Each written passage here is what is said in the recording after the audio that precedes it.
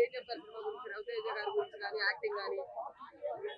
Acting అయితే నా energy level same, ప్రతి సినిమాలో ఉన్న ఎనర్జీ లెవెల్సే. కానీ రవితేజని వాడుకునే డైరెక్టర్ ఇంకా సరిగ్గా కరెక్ట్ డైరెక్టర్ ఇంకా దొరకట్లేదు యాక్చువల్. కొత్త కాన్సెప్ట్ అంటున్నారు కదా, మరి కొత్తగా ఉందా? కాన్సెప్టే.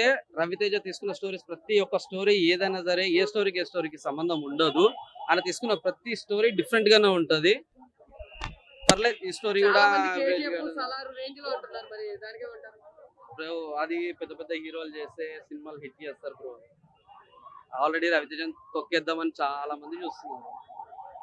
ఆ, ఇక ఇట్లా అంటే ఈయనకి సెట్ అయ్యే క్యారెక్టర్ కాదు యాక్చువల్లీ. రవితేజ అంటే ఒకప్పుడు రవితేజ అంటే 50% కామెడీ. ఆయన ఆయన చూడడానికి మెయిన్ కామెడీ గురించే చూస్తుండే నేను. ఆయన ఇక ఓకే, ఇట్లా యాక్షన్ మూవీస్ ఇట్లాంటివి చేస్తే మరి అంత పెద్ద హీరోలుగా పోల్చుకొని చూడలేదు. అంతే, నార్మల్, ఓకే, యావరేజ్ గా ఉంటుంది. మీకు ఏం నచ్చింది మరి? ఆ, కొన్ని డైలాగ్స్ నచ్చాయి, మెయిన్ డైలాగ్స్ బాగున్నాయి. And songs okay, music BGMs okay బాగున్నాయి. Thank you.